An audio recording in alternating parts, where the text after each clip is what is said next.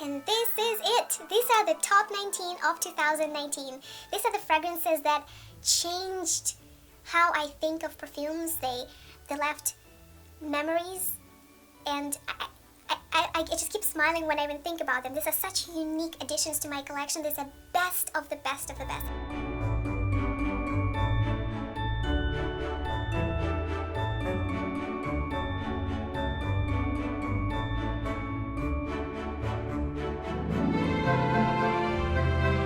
I thought long and hard what kind of perfumes to include there because it was a very tough competition. I discovered it in 2000 and early, I think in late 2018, and started wearing it in 2019.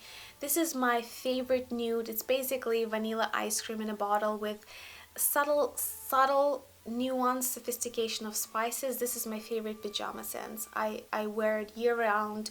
It's my favorite nude. If you want to learn more about my nude fragrances, the fragrances that I can wear all year round with my eyes closed, any weather, any mood, any time, this is one of those, and I already made a video all about those. So I'm not going to spend so much time talking about it, but you should know that La Mia Perla by La Perla is my favorite pajama nude, kind of cuddly type of scent.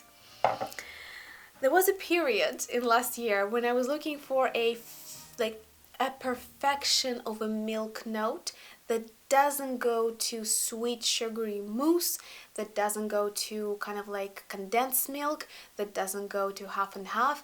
I just wanted this airy, fresh milk, you know, just like straight out of the cow kind of milk. And I found it. And I found it with a little bit of a niche twist. So this is Amour Nocturne by L'Artisan Parfumeur. What is really unusual about this scent that it's super soft, kind of souffle milky note wrapped with gunpowder. If you don't believe me, go try it. This is so unusual. The way that I experience the gunpowder, to me, kind of reminds me of just black pepper. But I'm sure noses that are more developed than mine can probably tell the difference. But it just feels to me that there is like milk that has a little bit of a just spices sprinkled around it. I don't know, the spices don't really dominate the fragrance for me, and I still manage to enjoy the softness and the roundness of the milk note here that is so hard to find. And again, most of the milky perfumes, they either are very heavy on vanilla and sugar, or they are very heavy on sort of condensed milk, kind of caramelly kind of note. I wanted something that is almost like a milk froth, you know? And Amour Nocturne is definitely it. It's the most unique milk scent that I found on the market, and I love it. Now we're going toward, again, like at the fragrance that I find to be so universally beautiful that I'm kind of lost for words to how to describe it. This is Le Parfum by Lalique. Lalique is a historic house that produced a lot of beautiful glass artwork and bottles for a lot of famous perfume houses. And they still do that every once in a while for some limited editions and boutique lines of other perfume houses and for themselves as well. But they also have their own line of very affordable and very elegant perfumes. I don't understand why aren't they sold in every single drugstore, Sephora and Ulta in the world? Because these are the kind of perfumes that could easily replace all Miss Dior Cheries and yada yada yada. To me, this is what charming, flirty, but elegant kind of sweet perfume should be. It has a very well measured balance of sweetness versus kind of like uniqueness of character, and for that I absolutely love it. Every time I wear it I get compliments. It's just a crowd pleaser. You can't go wrong with it, and to me this perfume just makes me feel feminine, but not in any kind of overdone or cliche way. It's just like one of those favorite sweaters that you just can't take off. Once you put it on, you just want to wear it until you basically wear it to shreds. The Le Parfum from Lalique is one of those perfumes. I swear to God, every time I wear it, people stop me and ask me what it is, because it's just so delightful. It's feminine, as I said, but it's not tacky, it's not too girly, it's not too sweet. It's just everything done in perfect balance. The middle of summer was dominated for me by sweet, white, bright florals. And the two best of the best of the best that I pulled to the 19 of 2019 are Fendi Furiosa. Such a happy, kind of like loud, laughing, summery scent. It's centered around sort of sweet yellow flowers, and yet the sweetness here is a little bit more amberish and a little bit more kind of like a hard candy, without going to be too flat or too predictable or too kind of like celebrity scents, if you know what I mean.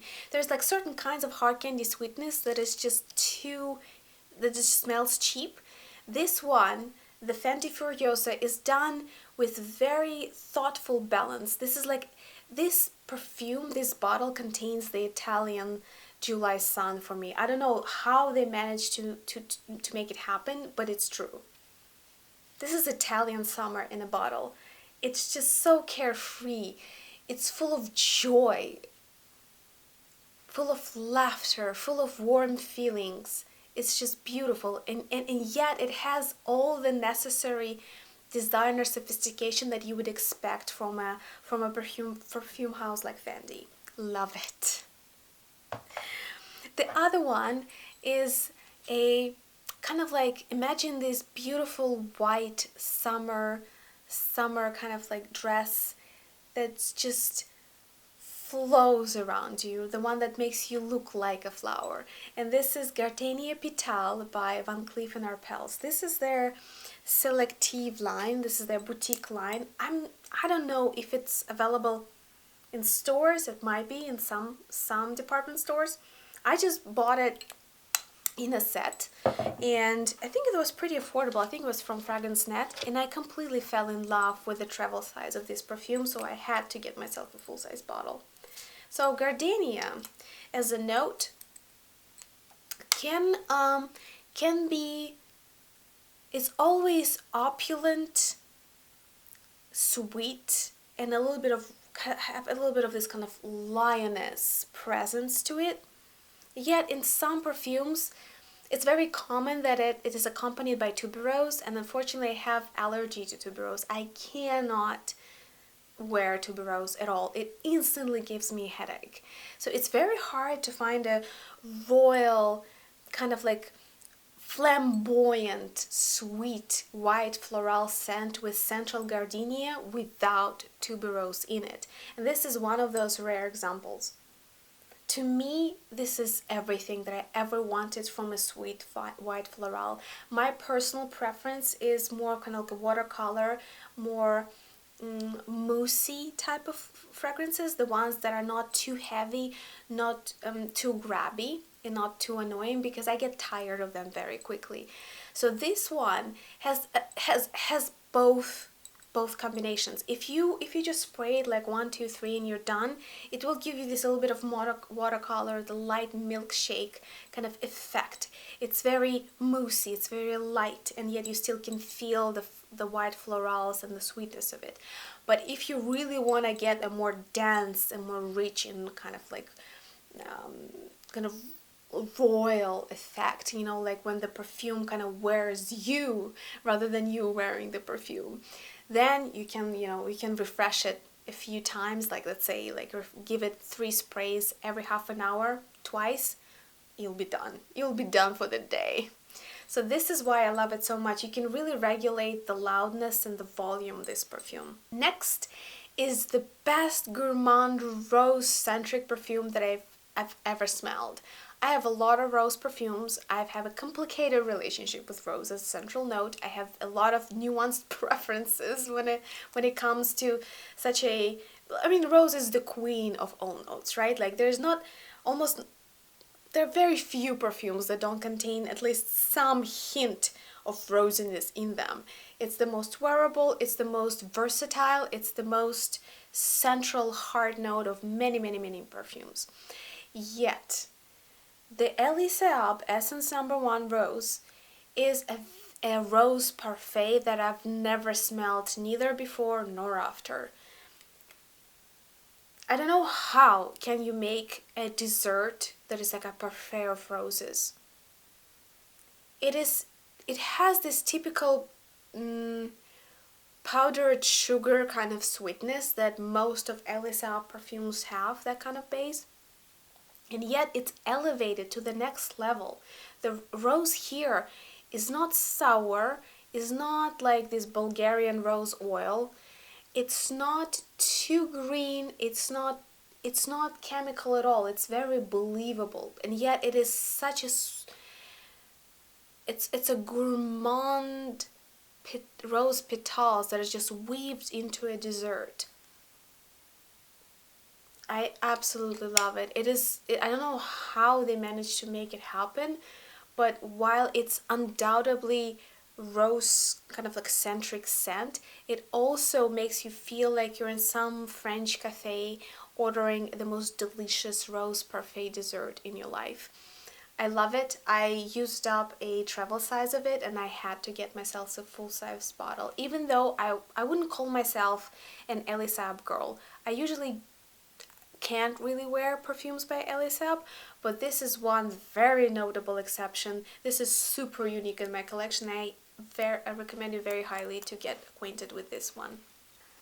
This one is a cult favorite. This is an iconic fragrance that probably, I dare say, every true fragrance lover should, if not have, but at least know how it smells and how it sounds. And this is Jungle by Kenzo with Elephant. I was lucky enough to find an older release of this bottle. I heard that they got recently reformulated though. In my experience so far, all the comments that I read, this is the perfume that it's been famous since 90s. It has like absolute cult status in the perfume community, and yet so far so good. With all the reformulations and changes to the ingredient lists that a lot of iconic perfumes have suffered from, this one stayed mostly very confidently the same. I finally got myself a full-size bottle, even though this is probably gonna last me till my deathbed. This is such a powerful, this is beast mode. This is, one spray does it for 7 days, if not longer. These are heated, hot, dry spices. There's such a concentrated amount of them in this perfume that it can be very overwhelming at first if you're not really familiar with what this is. But once you kind of get used to it, and once you realize what small of a dose you really need, and you let it open up on your skin, it is gorgeous. It is unmistakable. You will recognize it from a while away. This is the one that has absolutely 100% recognizable character. At this point, I can't imagine my collection without it, even though it's not everybody's kind of cup of tea. As I told you, it's so powerful, spicy, dry and hot at the same time. Hot by the kind of it kind of almost exudes dry desert-like heat because of the combination of spices that it has. But in a way, if you try this perfume, you will understand where all of the generations of perfumers were taking inspiration from, where all of these different new and hot spice, kind of like spicy perfume releases are coming from, because this is the Mecca. This is where it all started. for a lot of perfume lovers and a lot of perfumers.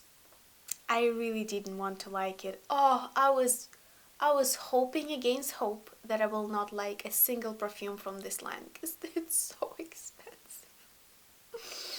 And this is Le Labo. Oh, they're so expensive, but they're so good.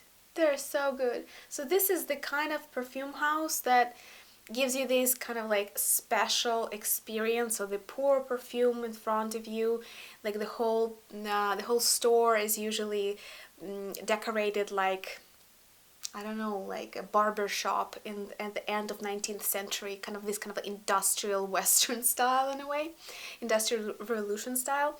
And the one that I tried, I think 5 perfumes, like 5 little samplers from their collection, and I absolutely fell in love with Labdanum. Labdanum 18 to me is the perfect scent representing how it smells in Orthodox Christian churches. I was raised in Orthodox Christianity, and to this day I remember the smell.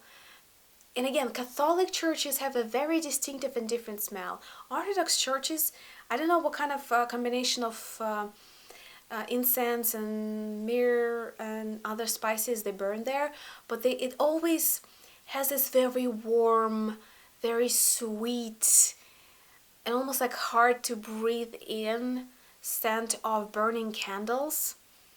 And this is what this smells like to me. I just go to like another dimension when I smell this. This very quickly became my all-time favorite to fall asleep with. I find this Labdanum 18 a very heavy, sweet, and kind of like, to me, is this the smell of 1,000 burning candles in church. And it's both elevating, soothing, and kind of very meditative to me. So I usually wear it to bed. I almost never wear it out because, as you understand, this kind of association is a very introverted experience that I want to kind of keep to myself. But absolute breakthrough. I've never thought that a fragrance could take me to a completely different time and place and give me such a unique feeling that this one does. Okay, the last 3 that we have here are, I wanted to finish with them because they are like my favorite ones at this time in winter and like sort of late autumn. So the first one I already talked about in my favorite fall fragrances. This is Comptoir South Pacific Rum and Tobacco. Oddly enough, as popular as vanilla fragrances by Comptoir South Pacific are, this is not the kind of fragrance you would expect them to make. Yes, it's gourmand and sweet, but it is very boozy. It is spicy, but not in that kind of like croissant or, maple syrup edible way. It is spicy in a way that sweet kind of like neat cocktails can be, Manhattan, old-fashioned, any of these kind of like rum plus sweet liquor plus some aromatic bitters plus some other liquor. This is what, like, it smells like a good evening with a glass of, with a glass of neat cocktail in your hand. I love it. I wore it all through autumn. I absolutely adore it, and I bought myself a replacement bottle because I used it up like this. The other one, to me, it feels kind of similar in the spirit, but here we have actually darker, almost like slightly burnt maple syrupy honey note. There's a little bit of smokiness in this perfume. Oh, I didn't tell you what it is, right? This is Noir's Key by L'Artisan Parfumeur. This is a niche house that used to be actually sold in Sephora. I'm devastated that they took it off the shelves because this house is definitely worth exploring when you're just entering the arena of niche perfumes, because L'Artisan Parfumeur makes both sophisticated, easy to wear, light and kind of watercolorish, heavy and like with very powerful longevity. They make a perfume that anyone with any preferences can wear, and I'm really sad that Sephora doesn't carry it anymore. Anyway, Noir Exquis to me is a little bit of this like burnt, slightly smoky, dense, maple syrupy gourmand. Again, it makes me think of those kind of like heavy liquor cocktail recipes. And this is the one I absolutely love to wear in cold weather. It wears on your clothing until you wash it. It's that long lasting. It's beautiful. And the last one, probably the most niche compared to the previous one, but it's the same brand. This is L'Artisan Parfumeur, and this is Méchant Loup. Méchant Loup. Evil Wolf, I guess, or Angry Wolf. So I don't know why it is called Angry Wolf, but to me this is actually honey, like nuts, a little bit baked or roasted nuts with honey on top of them. This is just so yummy. Maybe there is some kind of note that makes it a little bit punchy. I don't know what it is. I need to look it up on Fragrantica. But still, to me, it's not as evil, it's not as angry. To me, it's way more honey-like and maybe a little bit burnt nuts, but like roasted nuts. Ah, it's so good. It's so yummy, and it's absolutely perfect for cold weather months. And this is it. These are the top 19 of 2019. Now you let me know, what are your top 19 of 2019?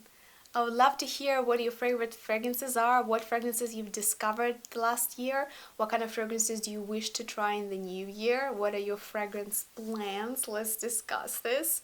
I think if there is any interest, I might make a separate video about my fragrance wish list and my fragrance plans for 2020. There's a lot. There's a lot. I'm trying to like curb my enthusiasm when it comes to my wish list, because I developed a lot of appetite for trying new things, let's just say that. Anyway, thank you so much for watching, and I hope you enjoyed this video, so you'll subscribe and give it a like, and I'll see you in the next one.